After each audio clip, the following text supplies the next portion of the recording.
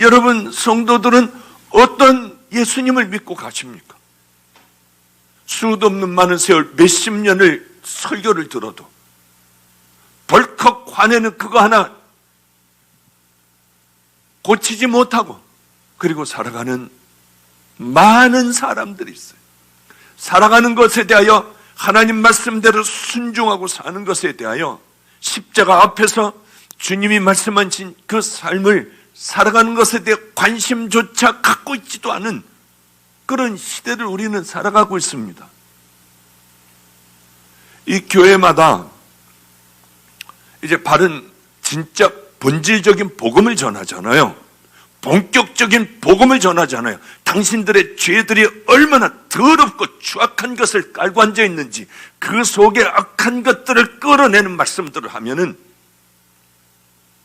사람들 다 가버려요. 다 가버려요. 어디에 많이 모이느냐? 딱 이렇게 다 세우고 주여 하고 피 하면 다 쓰러지는 거예요. 앞에다 세워놓고 이제 그 맞춰가는 그것들이요. 팔다리에 힘이 없어서 쓰러지는 것. 그리고 당신들은 무조건 구원받았다. 어떤 짓을 해도 구원에서 떨려나지 않는다. 이런 얘기하는 것이요. 그 그릇이 오물통 같은 더러운 그릇인데도 불구하고 축복받는다. 당신들은 그냥 자녀의 축복, 재물의 축복, 무슨 놈의 축복들을 다 외워가지고요. 하나하나 다 외워가며 그걸 쏟아내요. 그러면 무지하기 짝이 없는 이 성도가 아니죠. 교인들은 더러운 것들, 죄를 끊으려 하지도 않고 십자가에 보혈로 씻겨본 적도 없이 오랫동안 그것에 굳어져 버린 그런 교인들은 아멘 아멘 하고 난리법석을 펴요. 거기에다가 딱딱한 복음에다가 거기다 코미디를 살짝 섞어가며 사람들을 깔깔거리고 웃기는 바로 그러한 곳에는 가득가득 사람들이 차요. 복음은 생명이고 복음은 죽음이고 복음은 예수 그리스도의 피예요. 거기 어떻게 웃을 수가 있습니까? 거기 어떻게 농담이 들어갈 수가 있어요? 어쨌든 나는 어디를 향해 가고 있나? 나는 어떤 사람인가? 이 복음을 전하지 않는 세대가 되어버렸고 그런 것을 고통스러운 귀를 막아버리고 목사님들에게 집회 가서 이거 얘기하십시오. 바른 복음을 얘기하고 성도들의 눈을 확 다 띄워줘야 합니다. 그런 얘기를 하면은 그 복음을 전하다가 싸우고 부목사들이 쫓겨나고 이럴 때는 제가 숨을 못 쉬겠는 거예요. 이거 어떻게 해줄 수도 없잖아요. 목사님이 하라고 하는 복음 전하다 쫓겨났습니다. 이런 담임 목사하고 갈등이 생겨 이제 쫓겨나게 생겼습니다. 이런 얘기들이 너무 많은 거예요. 아니 그냥 제가 돈만 많으면 그냥 이 주변의 개척교회를 팍팍팍팍 좀 다 세워버리고 끝까지 그렇게 해라. 그런 얘기를 할 텐데 그러지도 못하고요. 그래 참 안타까울 때가 많아요.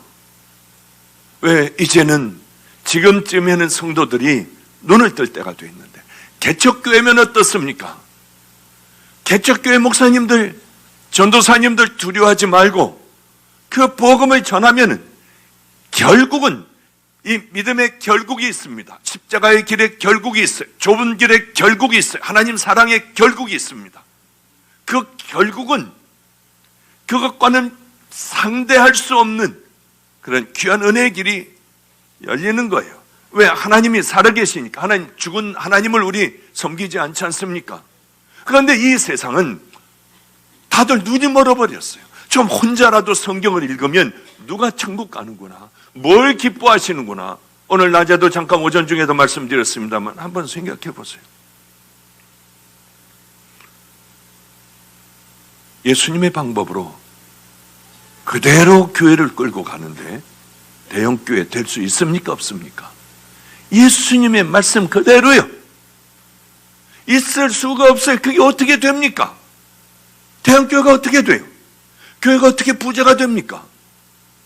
예수님의 말씀대로 그대로 순종하고 가는데 어떻게 대형교회가 되고 교회가 부자가 되고 목사가 부자가 되고 어떻게 그렇게 될 수가 있겠어요? 절대로 그럴 수가 없는 거예요. 순종하며 그대로 간다고 하면, 그러니 개척교회라고 해서 무조건 순종한다고 하는 얘기 아닙니다. 개척교회라 할지라도 우리 주님의 말씀대로 온전한 복음을 전하고 끝까지 타협하지 않고 그렇게 걸어가면은 하나님의 결국을 보게 될 거예요. 저는 이번 주 화요일 날 우리 부목사하고 함께 제가 학교에 대학원, 그러니까 신학대학원 다닐 때 그 모든 동기들이 모이는데 저보고 말씀을 전해달라고 하여 제가 거기를 가게 됐어요. 갔더니 쟁쟁했던 그때 당시에 신학대학원에서 쟁쟁하고 많은 사람들 앞에서 그냥 주저하지 않고 말씀을 전하고 하던 그 친구들이 거기 다 있더군요. 그냥 보니까 다 알겠어요. 이 친구는 누구였고, 이름은 모르지만 저 친구, 아니 저 친구는 왜 이렇게 대머리가 됐지? 뭐 이러면서 혼자, 맞아요, 저 누군지 모르지만은 하여튼 이렇게 저렇게 그 친구들을 다 만나게 되었어요. 그런데 저보고 그러더군요. 기분 좋은 얘기를 해요.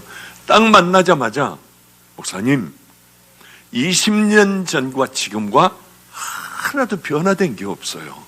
똑같네요. 그 소리 듣는데 뭐 그렇게 큰 기쁨은 아닌데, 이제 그래서 이제 다들 이제 다 끝나고들 가는데, 저하고 가장 그래도 저를 따랐던 형님 하면서 따랐던 한 친구가 저하고 한 몇 년 정도, 15년, 14년 정도 차이 나는 그 목사가 저하고 함께 우리 김성준 목사와 함께 잠깐 차라도 마시자고 해서 그곳에 들어가게 됐어요. 저는 옛날에 제가 너무 궁금하더군요. 박보영 목사는 20년 전에 어떤 학생이었냐 궁금해서 물어봤어요. 그랬더니 그러더군요. 말이 전혀 없었대요. 그냥 필요한 말만 했대요. 그리고 뒤에서 사람들하고 어울리지 않고 뒤에서 그냥 가만히 앉아서 기도하고, 학문에는 신학에는 전혀 관심이 없이 그저 맨 뒤에 앉아서 말없이 있다가 가는 그런 사람이었대요. 같이 만나도 말을 안 하고 그저 그렇게 혼자 좀 그런 얼굴을 하고 쓸쓸하고 뭔가 고통이 있는 그 얼굴들을 하고 사람들과 전혀 얘기조차도 하지 않고 그렇게 하는데, 자기하고 제일 친했으니까 이 얘기 저 얘기를 물어보면 겨우 한 번씩 두 번씩 그저 대답하던 그런 학생이셨습니다. 그러더군요. 그런데 그 중에 제일 바보 같은 저였어요. 그래 거기에 목사님에게, 목사님 혹시 그거 기억납니까? 아나톨레라고 하는 성경 공부 시간이 있었는데 바로 당신이 거기서 제일 대장이어서 그걸 만든 사람이어서 내가 오라고 그래서 갔더니 박보영 전도사님 기도 좀 해주시죠. 그래서 내가 막 찌르며 이 사람들 다 눈 감고 있는데 나 안 된다. 다른 사람 시켜라. 그래가지고 그냥 기겁을 하고 다른 사람을 시켜 다른 사람이 유창하게 기도했던 그런 기억이 나느냐 하고 물어봤어요. 그 기억은 아리까리하다고 하더군요. 그러나 저는 아주 분명하게 기억하고 있어요. 왜? 아무것도 못하는 바보였으니까요. 그래 기도도 못하고 사람들하고 어울리지도 못하고, 아니 말씀이나 설교커녕은 다들 좋은 데로 다들 가고 선교지로 가고 어느 큰 교회 전도사들이 되고 했는데 저만 갈 데가 없었어요. 아무도 저를 뽑아주지 않았던, 그래서 산속에 들어가 2년 동안 있을 수밖에 없었던 저 같은 바보였어요. 그런데 그날 가보니까 더 이상은 얘기하고 싫고요. 우리 주님이 날 어떻게 여기까지 오게 하셨을까? 그리고 그렇게 힘들게 맨 뒷자리에서 있다가 그 도망 나오고 그냥 뒤에서 저놈의 교수의 입 좀 닥치게 해주세요. 하나님, 저를 만나주셨잖아요. 저놈을 만나주세요. 제가 속으로 간절하게 그렇게 기도하고 있었던 바보 같은 저예요. 그런데 그 대학에서 저를 교수로 와달래. 얼마나 웃기는지요. 아니, 제가 뭐 할 줄 아는 거, 신학적인 건 요만한 저는 재주도 없는데 어쩌면 저한테 와서 교수를 해달라고 하는지요. 한번 가가지고 다 뒤집어놔 버릴까, 이거 그냥. 그런 생각도 가졌지만 저 같은 게 무슨 뭐 교수예요. 그래서 저희 집 근처까지 와가지고 커피숍에서 그렇게 얘기하는 그분을 얼른 그냥 돌려보냈어요. 그냥 그런 생각을 했습니다. 나 같은 자가 어떻게 여기까지 오게 됐을까를 뒤로 돌이켜 생각을 해보면 저는 다른 거 한 거 없어요. 그냥 하나님 사랑하는 마음과 한번 안 돼도 마태복음 5, 6, 7장을 가지고 우리 주님 앞에 한번 살아보자.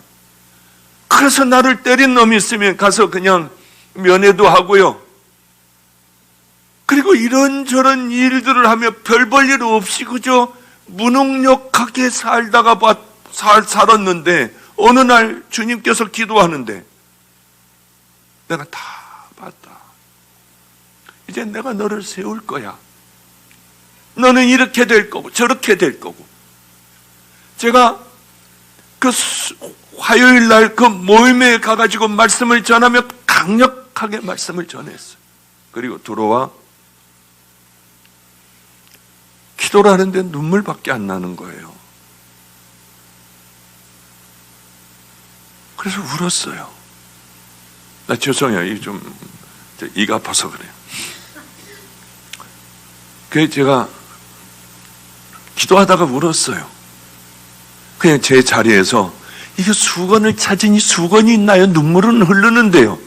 그래서 그냥 이렇게 해가지고 여기도 닦고 저기도 닦고 하면서 이렇게 하면서 울었어요. 빨리빨리 기도할 때 눈들 뜨면은 창피하잖아요. 근데 제가 그걸 물어본다고 아직 못 물어봤어요. 우리 김성준 목사가 제가 데리고 갔습니다. 같이. 목사님, 왜 우셨어요? 기도할 때. 이 녀석이 기도 안 하고 눈 뜨고 있었던 모양이에요. 제가 그걸 물어본다고 하고 깜빡 잃어버렸어요. 여태까지 못 물어봤어요. 너 기도할 때 눈 떴냐? 그걸 물어본다고 하고 이제야서 생각이 나는 거예요. 목사님, 왜 우셨어요? 저는 하나님의 은혜에 감사했어요. 제가 바보 같은 자를 어떻게 여기까지 오게 해주셨을까? 저 사람들은 나는 기도도 못하고 별 볼 일 없고 갈 데도 없었던 이런 사람인데 저 사람들은 많은 그 학생들 앞에서 불같이 얘기도 하고 말씀도 하고 찬양도 이끌고 나가고 하는 대단한 사람들이었는데 어떻게 날 여기까지 이끌어 주셨을까 생각해보면 눈물밖에 나지 않더라고요. 이러다 오늘 또 하나님의 말씀을 못 전할 것 같아요. 본문은 그거 읽어놓고요. 우리는 본질에 뭐가 가장 중요한가를 붙들고 그렇게 살아가야 합니다. 그런데 이상하게 다들 그 본질들을 다 놓쳐버리고 살아가요. 교회 가서 예배 드리면 되는 줄 알아요. 오래 묵어서 장로 되면은 그러면 최고인 줄 알아요. 뭐 그냥 우리 아버지가 장로고 우리는 3대째 장로고 다 쓸데없어요. 박 목사님 너는 지금 3대째 목사고 다 쓸데없는 얘기예요. 내가 중요하죠. 난 누군가? 난 제대로 된 종의 길을 가는가? 난 제대로 된 장로인가? 아니면 사이비 장로인가? 우리가 그것이 굉장히 중요해요. 본질을 잃어버리면 안 돼요. 여러분들 교회에서 돈 얘기하는 거 있지 않습니까? 헌금 얘기하는 거. 어느 부흥사가 와가지고 돈 얘기하는 거. 이건 다 가짜라고 보면 돼요. 거의 다 가짜예요. 하나님의 사람이 헌금하라고 돈 내라고 하겠습니까? 우린 본질에 충실해야 돼요. 누가 진짜냐? 십자가 얘기하는 사람. 내 양들을 천국 보내려고 천국과 지옥이 뭔지 이야기하는 사람들. 그런데 당신은 그 가운데 어디에 속하느냐를 얘기하는 사람들. 당신들은 죄인이라고 하는 담대하게 선포할 수 있는 사람. 개척교회는 그걸 해야 돼요. 이제서부터 내가 하나님 앞에 쓰임받겠다 하는 분들은 그 말씀을 열심히 전해야만 합니다. 그렇지 않는다고 하면 여러분들은 일어나기 어려워요. 개척교회를 면하기가 어려워요. 그 말씀을 전하는 것은 우리는 교인들을 얼마든지 자꾸 띄어서 보냅니다. 그 설교를 하는 분들이요. 그 설교를 하지 않는다면 도로 다 걷어들여요. 왜? 내 양들이 지옥 가는 설교를 듣고 있으면 어떻게 합니까? 그래서 저는 많은 사람들을 보내요. 그러나 이렇게 피드백을 받아보고 여기 갔다가는 내 양들이 죽겠다 하면 저는 다시 끌어들여요. 그러니 힘들고 어려워도 십자가를 얘기하고 천국과 지옥과 예수 그리스도의 심판대 앞에 다 서야 한다는 이 말씀을 그저 끊임없이 하며 내 양들을 천국 가는 믿음의 양들이 된다면 저는 얼마든지 개척교회에 보낼 수 있는 용의가 있어요. 지금도 거의 2주에 한 번씩은 한 교회 찾아가지고 열심히 보내고 있어요. 그것만 된다면, 그리고 내 스스로가 하나님 앞에 바른 길을 이 설교를 하는 대로 내가 살아가려고 애를 쓰고 기도 열심히 하는 믿음의 귀의 종이라고 하면 저는 얼마든지 그렇게 할 수가 있어요. 왜냐하면 본질에 충실해야 되지 않습니까? 그런데 이제는 왜 이렇게 본질을 다 잃어버리고 비본질적인 것들, 거짓된 것들, 이것들만이 판을 치는 기독교가 되어버렸는지 모르겠어요. 왜 그런 것들이 판치는 교회가 되어버렸는지 모르겠어요. 저는 성도 여러분들도 지금 다니고 있는 개척교회에서 그 본질적인 것을 얘기하지 않고 이상한 철학적인 얘기를 한다거나 하면 얼른 도망 나와야 돼요. 거기 있으면 다 죽어버려요. 그러니 여기 전도사님들, 개척교회 목사님들은 죽어라고 십자가를 전하면 그것의 마지막은 결국은 하나님이 붙들어 주셔서 지금은 늦는 것 같고 지금은 말도 잘 못하고 기도도 못하고 그러지만은 세월이 흐르면은 하나님의 결국을, 하나님은 살아계시기 때문에 다 보실 수가 있다고 하는 거예요. 그러니 좌절할 필요도 없고 절망할 필요도 없고 아무데 언덕도 비빌 언덕도 없고 그냥 교인도 없고 하면 뭐 하셔야 하느냐? 하나님 말씀대로 내가 살아가며 내 양들을 천국을 향하여 이끌어준다면, 그렇게 내 몸을 돌보지 않고 내 양이 신장이 2개가 다 나빠져서 이제 죽어간다면 내 신장 하나도 띄워주고요, 내 각막 하나도 띄워주고, 어려운 양이 있다면 나 이거밖에는 먹을 것이 없는데 그 양들에게 가감하게 주고 우리 주님이 보시기 아름다운 삶을 살아간다면 그 종을 쓰시지 않겠습니까? 그 제단을 쓰시지 않겠습니까? 어린아이들에게도 배울 수 있고요. 믿음의 길만을 걸어간다면 우리 주님께서 함께 해주실 거예요. 저도 얼마든지 교인 나눌 수 있어요. 그런 교회를 만들어 가야 하고, 기도하며 작은 교회를 할지라도 그 교회를 만들어 가야 돼요. 비본질적인 거짓된 것을 붙들고 있으면 안 됩니다. 중세시대가 그랬잖아요. 왜? 면죄부를 팔아서 돈으로 죄를 면해주는 그 증서를 사는 거예요. 그러면 우리 할아버지 거 사면은 지옥에 있다가 돈이 딸랑 떨어짐과 동시에 천국을 간다는 거예요. 아니, 이런 주질놈들이 어디 있어요? 요즘과 비슷해요. 요즘 그런 분들이 있어요. 제가 누구라고 얘기를 확 정말 해버리려고 하다가 안 해요. 안에서 6대4로 나눠 먹어요. 집회를 하며. 얼마나 기가 막힌지요. 그리고 예언을 해줘요. 앞에서 예언을 해주고 하여튼 기가 막히게 있는 것 다 끌어내게 해요. 1억을 걷어주겠다고 해요. 자신이 있습니다. 그럼 정말 가면 그래요. 왜? 대한민국의 성도들의 믿음의 수준은 저질이기 때문에요. 그걸 믿는 거예요. 그리고 이 사람들의 수법이 있습니다. 툭 내밀어요. 이렇게 보고 돈 있을 것 같으면은 툭 하고 한마디 던져요. 자식 위해서 2천 헌금해. 당신 자녀 위해서 뭐해? 이거 다 거짓말쟁이들이에요. 사기꾼들이에요.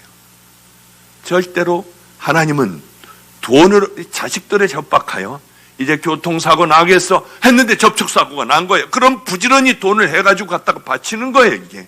그러니까 10명, 20명에 한 명씩 하면 한 번은 걸려들어요. 언젠가는 가지고 와요.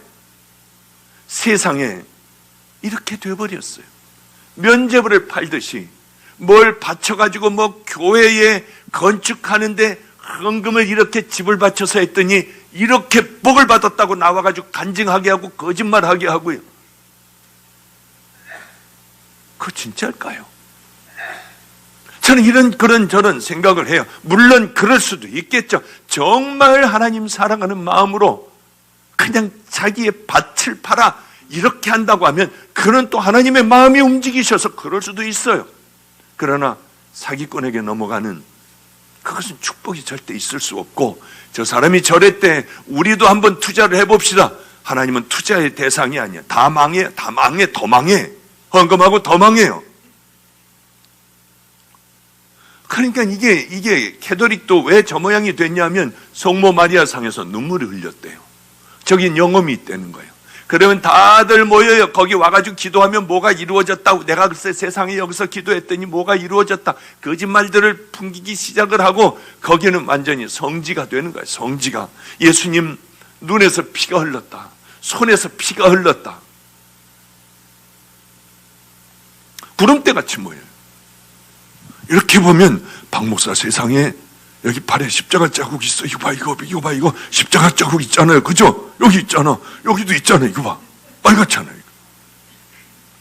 이건 왜 십자가 자국이 여기 시뻘겋게 이렇게 나 있느냐? 정 가운데 못 자국이 나 있느냐? 마취가 잘 안 돼서 할 때 너무 아파서 손을 막 이러고 있었더니 세상에 이렇게 십자가 자국이 나더라고요. 죄송해요. 너무 아파서 잡아서 이래요. 진짜 그래서 그래요. 여기 빨간 게요. 양쪽이 다 그렇게 안 보이는군요. 잘.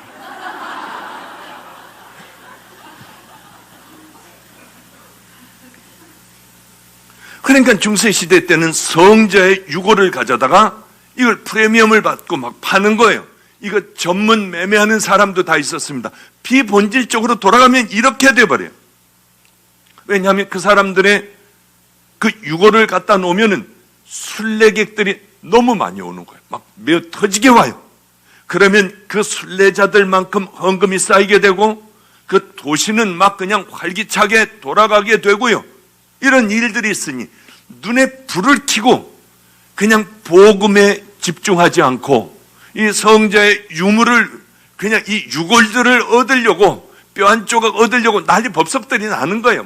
뭐 부처님 뭐 이렇게 사리가 나왔는데 그게 우리 절에 있다 막 이런 것들이죠. 이렇게요. 그래서 토마스 아퀴나스라고 하는 유명한 스콜라 철학자가 있어요. 이 사람이 성자인 거예요. 이 사람이 뭐 다 아는 신학생들이나 뭐 다 아는 사람은 알 겁니다. 죽자마자 가마솥에 넣고 끓였어요. 그리고 뼈를 추려가지고 이걸 나눠 갖는 거예요. 이런 일까지 벌어지게 됐어요. 그런데 저는 이거는 처음 들었습니다. 도둑 문화사라고 하는 역사책에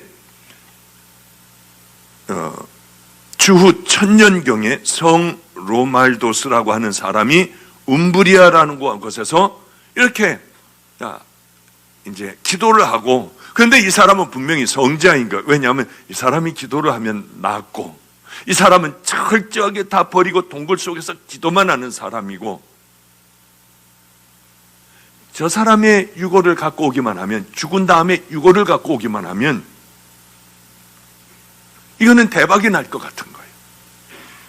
그러니까 이건 죽은 다음에는 시신을 누가 가져가고 그냥 이걸 안치를 하고 서로들 그러니까 이거 뺏기기 전에 죽여버리자 하고 죽여버렸어요.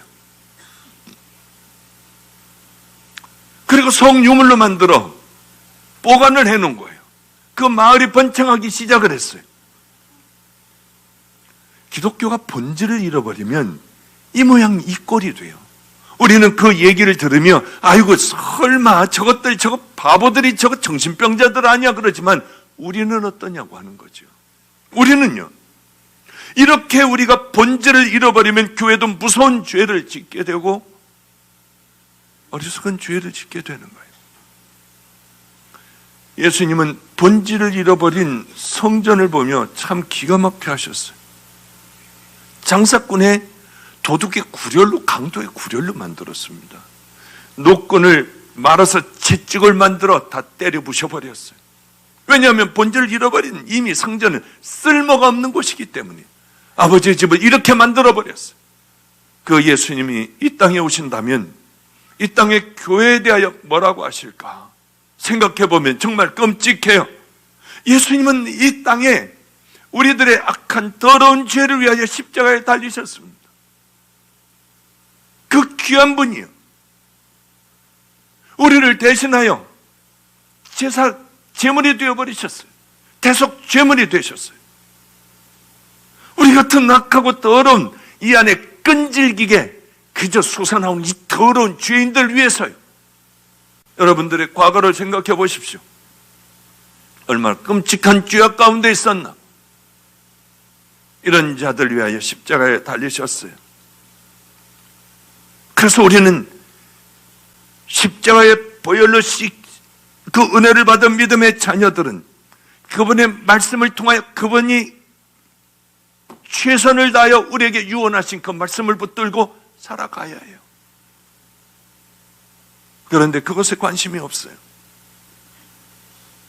관심은 오직 복 받는 것, 병 치유받는 것. 저는 여기 그렇게 기도해요. 하나님, 병 치유받으려고 오는 사람들 낫지 않게 해주세요. 그러니까 얼른 다른 데 가셔야 돼요. 내가 이제 얼마 안 있으면 죽게 되었으니 주님, 이 더러운 심령이 깨끗게 하여 주소서. 깨끗한 채로 주님 앞에 가게 해 주시옵소서. 그런 사람들은 날 수 있는 확률이 많아요. 정결한 그릇이 되니까. 그러니 하나님께서 부어주시죠. 그렇지 않고 회개는 할 생각 않고 내가 살아왔던 삶을 바꾸려 하지는 않고 병만 나려고 해요. 되겠나요? 우리들에게는 무엇이 가장 중요한 것인가를 다 잃어버린 세대가 되었습니다. 저는 이제 집회 다니며 그 얘기를 하려고 해요. 여러분들, 회개를 선포하지 않고 내 양들을 천국 보내려고 하며 그 설교를 하지 않으면 다 뛰쳐나와 우리 그 얘기하는 교회로 다들 갑시다.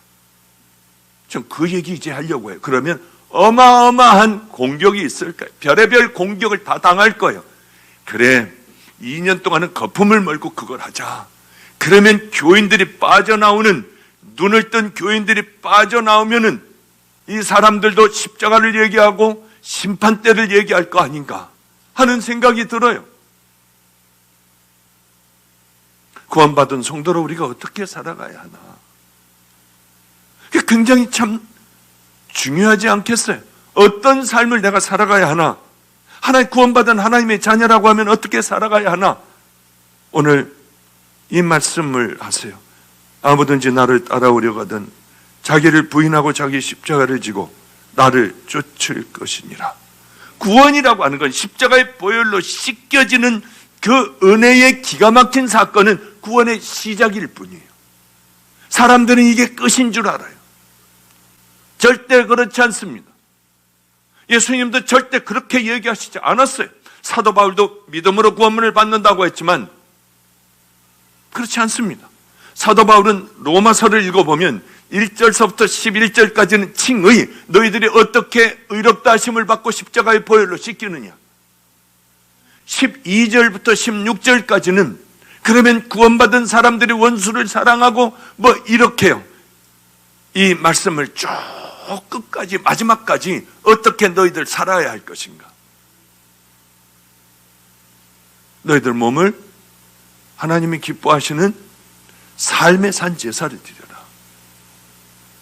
이게 사도 바울의 완전한 구원관이에요. 구원이라고 하는 건 받은 그 시점도 어마어마하게 중요하지만 거기서부터 시작되는 시작이에요. 이제 여기서부터 걸어가야 하는 것은 우리가 해야 돼요. 성령님과 함께. 예수님께서 우리를 십자가의 은혜로 씻어주셨으면은 이제 걸어가고 결단하고 싸우고 내 십자가를 지고 나를 십자가에 못 박고 나를 부인하고 내 목숨을 이제 다 버리고 이 길을 걸어가라고 하셨습니다. 그래야 구원의 마지막이 다 완성이 되는 거예요. 구원이라고 하는 것은 이루어가는 것이지 어느 시점에 딱 완성이 되는 건 절대로 아니에요. 근데 많은 성도들은 교회에서는 이걸 얘기 안 합니다. 왜냐하면 이러면 교회 안 나와요. 부담되잖아요. 구원 받았으면 여러분 할렐루야, 우리 다 같이 할렐루야 합시다. 여러분들은 예수 그리스도의 보혈로 구원을 받았고 이제는 절대 그 구원은 취소되지 않으며, 아니 이렇게 해버리니까 교인들은 이게 세상 사람인지 아니면 정말 구원받은 믿음의 자녀인지 모르게 살아가는 거예요. 제가 이게 너무 오랫동안 말씀을 전했군요. 그러니 여러분 이제 잘 사시기를 주님의 이름으로 축복합니다. 감사한 게 생각하면 아프지만 이렇게 설교를 하면은 또 그렇게 있고 벌써 1시간이라고 하는 시간을 또 이렇게 쑥 지나게 되었네요. 우리 주님 감사해요. 얼마나 감사한지. 오늘 이거 못하겠는데 마취가 안 풀려가지고 그냥 발음이 안 돼서 할렐루야 할렐루야 하고 여기서 거울을 보며 걱정을 했는데 어쩌면 이렇게 다 풀어주시는지요. 우리 함께 그런 삶을 살아가야 될 것 같아요. 우리들의 남은 삶이 진짜로 걸어가는 거죠. 가짜가 아니라 정말 하루하루를 이기며 승리하며 살아가는 최선을 다해 우리 주님이 기뻐하신다면은 우린 작은 것서부터 그것을 이루며 살아가는 믿음의 자녀들이 되어야 할 겁니다. 그러면 우리 주님은 너무 기뻐하실 거예요.